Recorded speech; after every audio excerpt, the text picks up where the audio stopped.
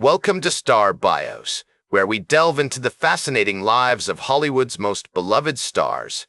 Today, we're shining the spotlight on the incomparable Jim Croce, a singer-songwriter whose gentle voice and poignant lyrics captured the hearts of millions.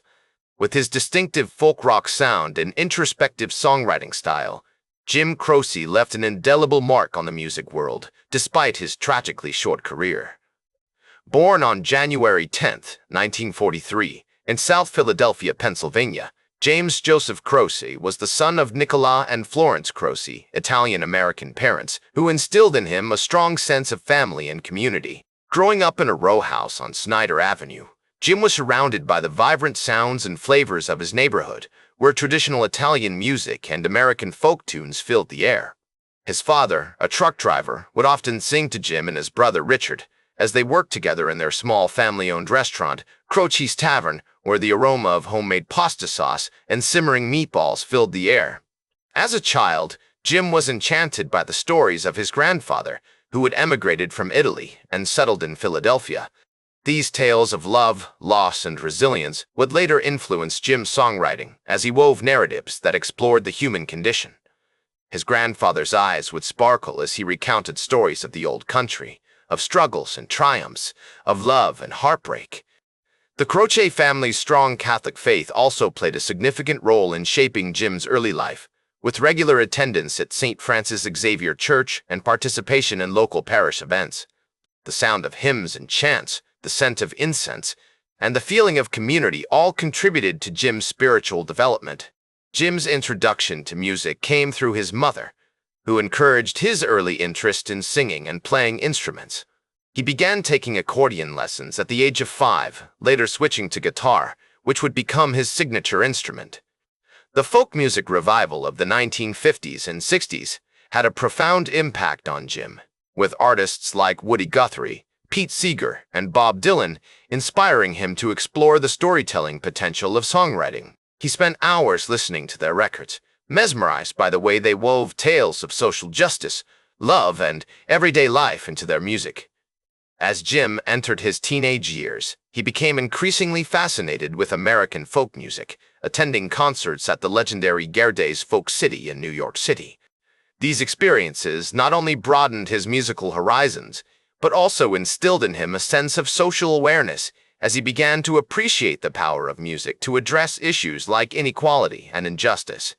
He would often sneak into the city's coffee houses and folk clubs, watching in awe as musicians like Dave Van Ronk and Joan Baez performed with passion and conviction.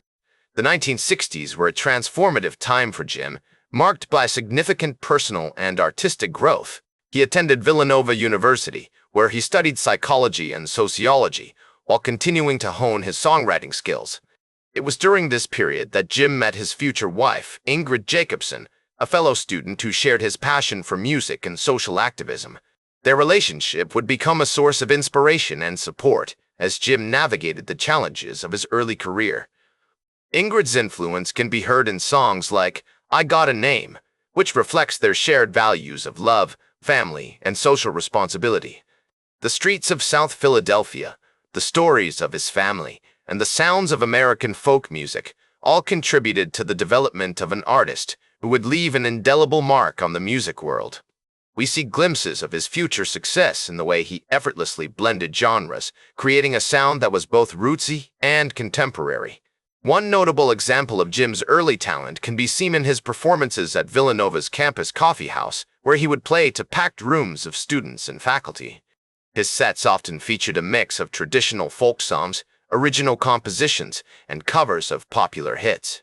It was during one of these performances that he caught the attention of a local music promoter, who offered him his first recording contract.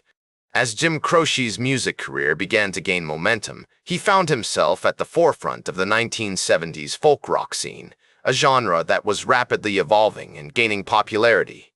The era was marked by a sense of social and cultural upheaval, with the Vietnam War, civil rights movement, and feminist movement all contributing to a growing desire for authenticity and sincerity in music. Jim's unique sound, which blended elements of folk, rock, and pop, resonated with audiences across the United States who were hungry for something real and relatable.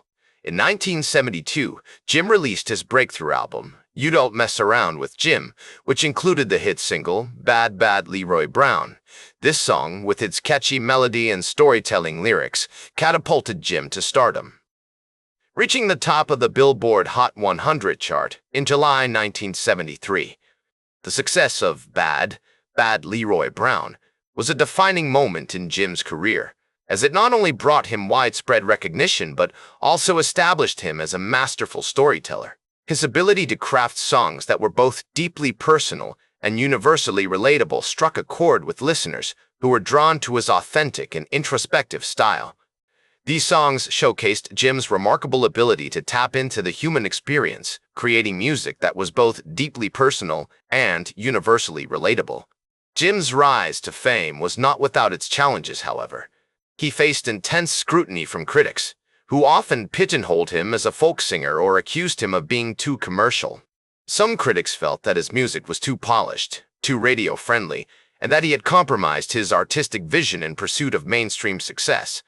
Nevertheless, Jim remained committed to his artistic vision, continuing to push the boundaries of his music and explore new themes and styles.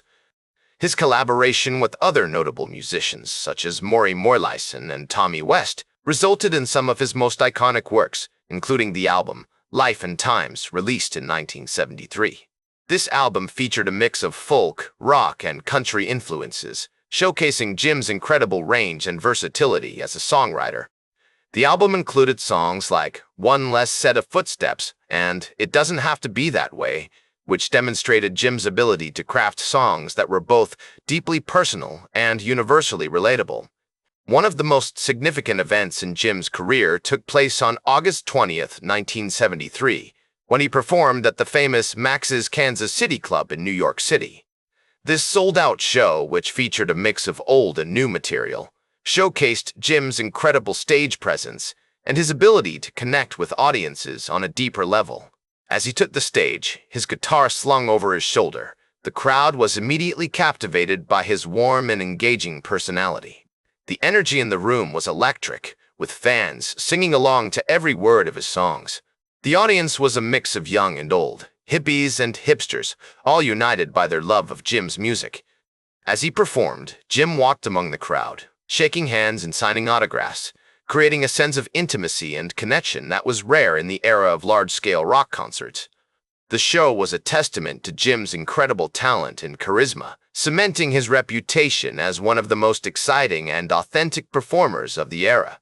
Throughout 1973 and 1974, Jim continued to tour extensively, performing at iconic venues like Carnegie Hall and the Troubadour. His live shows were always highly anticipated events, featuring a mix of storytelling, humor, and music that left audiences spellbound. As his popularity grew, so did his influence on other musicians, who began to cite him as a major inspiration. Artists like James Taylor and Carole King have often spoken about the impact of Jim's music on their own work, praising his unique voice and perspective. The summer of 1973 was a particularly pivotal time for Jim, as he embarked on a nationwide tour that would take him to over 50 cities across the United States. This grueling schedule, which included multiple shows per week, took a toll on Jim's physical and mental health, but it also provided him with a platform to connect with fans and share his music with a wider audience. As he traveled from city to city, Jim began to develop new material, drawing inspiration from the people and places he encountered along the way. He wrote songs like I'll Have to Say the First Love You in a Song and Lover's Return, which reflected on the joys and challenges of life on the road. These songs showcased Jim's incredible ability to find inspiration in even the most mundane experiences, crafting music that was both deeply personal and universally relatable.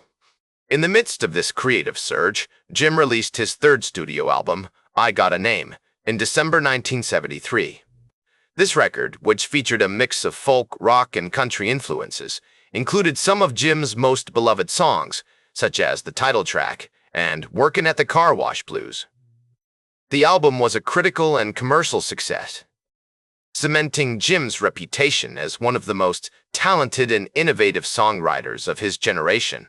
The album's release was accompanied by a major tour, which took Jim to even more cities across the United States. The tour was a huge success, with fans flocking to see Jim perform live. As he took the stage each night, Jim was met with thunderous applause and adoration, his music striking a chord with audiences of all ages. As Jim Croce's star continued its meteoric rise, he found himself basking in the spotlight, with sold-out tours and critically acclaimed albums that seemed to resonate with every corner of the music-loving world. The year was 1973, and the folk scene was ablaze with creativity, with Croce at the forefront, his name on everyone's lips.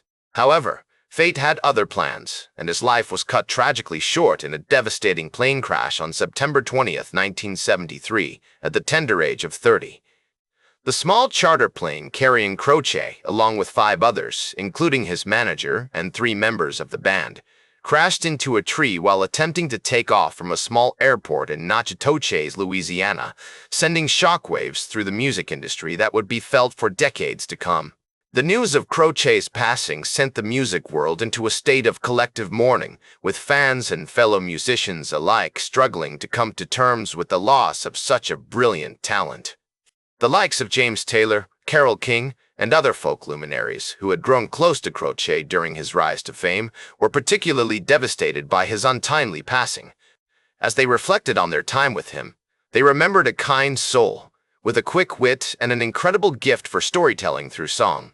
His wife, Ingrid, was left to pick up the pieces, but she would play a significant role in preserving his memory and promoting his work, ensuring that his songs would continue to inspire future generations. In the years following his death, Jim Croce's legacy only continued to grow, with his music remaining timeless and universally relatable. His unique ability to craft songs that captured the essence of everyday life, with all its joys and sorrows, resonated deeply with listeners from all walks of life. As Ingrid once said, Jim's music was always about the human experience, and I think that's why it has endured for so long. This sentiment is echoed by fans and critics alike, who praise Croce's remarkable talent for distilling complex emotions into simple yet powerful lyrics. His songs, including Bad, Bad Leroy Brown, Time in a Bottle, and I'll Have to Say the First Love You in a Song, remain staples of American folk music, continuing to captivate audiences with their poignant lyrics and soaring melodies. Today, Jim Croce is remembered as one of the most talented and influential singer-songwriters of his era. His music has had a lasting impact on the industry, with artists such as Jason Mraz, John Mayer, and Ed Sheeran citing him as a major inspiration. The likes of Bob Dylan and Neil Young have also spoken about the influence Croce's music had on their own work, highlighting the significance of his contribution to the folk genre. His songs continue to be covered by artists from all over the world, a testament to the timelessness of his craft. Despite his untimely passing, Jim Croce's legacy extends far beyond his own music. He played a significant role in shaping the singer-songwriter genre, paving the way for future artists to express themselves through intimate, acoustic performances. His influence can be heard in the work of countless musicians who have followed in his footsteps, from the folk rock of the 1970s to the contemporary singer-songwriters of today. The likes of Bruce Springsteen and Billy Joel have spoken about the impact Croce's music had on their own live performances, highlighting the importance of connecting with audiences through storytelling. He was a true original, a masterful storyteller with a heart of gold and a passion for connecting with others through his art. His character, marked by humility, kindness, and a deep empathy for the human experience, has inspired countless fans and fellow musicians alike. Those who knew him personally remember a man who was always willing to lend a listening ear or offer words of encouragement when needed. Ingrid Croce, Jim's wife, has worked tirelessly to preserve his legacy, opening a series of restaurants and music venues that celebrate his life and music. The iconic Croce's Jazz Bar in San Diego, California, is a testament to her dedication, featuring live music performances and serving as a hub for singer-songwriters from all over the world. As you step inside, you're immediately immersed in the world of Jim Croce, surrounded by memorabilia and reminders of his incredible contribution to music. That's all for today's Star Bios. Remember to like, share, and subscribe.